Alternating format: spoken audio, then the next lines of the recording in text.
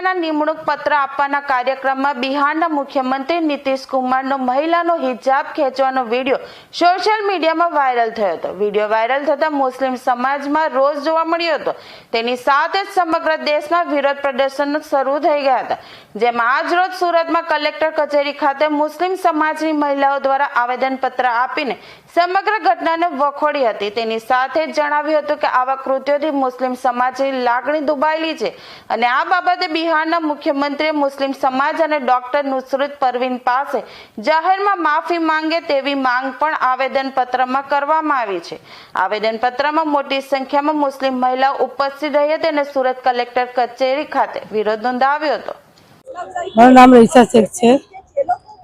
આજે અમે લોકો જે બિહારમાં જે નીતિશ કુમારજીએ જે હરકત કરેલી છે, એક મુસ્લિમ મહિલા સાથે જે હિજાબ ખેંચીને એ તમામ મહિલાઓ ઉપર એક આશ્ચર્યજનક ટિપ્પણી કરેલી છે, કૃત્ય કરેલી છે, એના વિરુદ્ધમાં આજે સમસ્ત મુસ્લિમ મહિલાઓ સાથે મળીને આજે કલેક્ટરશ્રીને આવેદનપત્ર આપવામાં આવેલું છે અને જે નિંદનીય ઘટના જે કરેલી છે નીતિશ કુમારજીએ આટલી મોટી સંવિધાનિક ખુરશી ઉપર બેસીને તે ખરેખર બહુ જ ખરાબ કરવામાં આવેલી છે અને મારું એક જ નિવેદન છે કે આવા જે મોટી સંવિધાનિક ખુરશી પર બેસે છે ચીફ મિનિસ્ટર ને આવી કૃત્ય કરે છે મહિલાઓ જોડે, તો એ લોકોની માનસિકતા શું ધરાવે છે, શું માનસિકતા બતાવવાનો પ્રયત્ન કરે છે।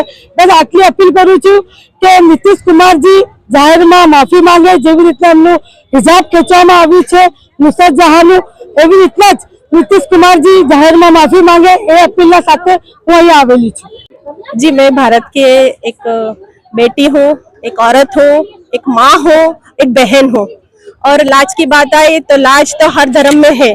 घूंघट के तौर पर अपनी इज्जत है, अपनी माँ बहन बेटी बहू अपनी इज्जत को छुपाती है, तो हमारे मजहब में तो इस्लाम में पर्दा करना फर्ज है और हमारा देश तो कॉन्स्टिट्यूशन से बना है ना, संविधान से बना है, तो हमारे देश में तमाम लोगों को अपना अपना धर्म पालने की छूट है, तो हम हमारे धर्म के मुताबिक पर्दा करते हैं। तो जो नीतीश कुमार जी ने स्टेज पर भरे मजमे के सामने डॉक्टर नसरीन जी का पर्दा खींचा है, उनका नकाब खींचा है, तो वो बहुत ही बेशर्मी वाली हरकत की है, गंदी हरकत की है, नापाक हरकत की है, जिसका जल्द से जल्द हम तमाम भारत के नागरिकों के एक्शन लेना चाहिए।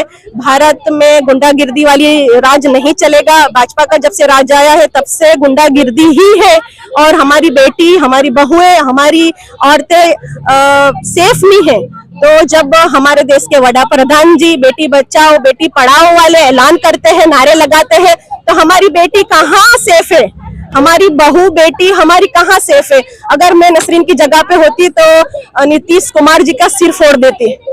तो अगर कभी भी हमारी जो भी बेटी को अगर हाथ लगाया जाएगा तो हम अब ना ही हमारे घर के कोई मर्द हजरात बर्दाश्त करेंगे और ना ही देश के सच्चे नागरिक बर्दाश्त करेंगे। ठीक है।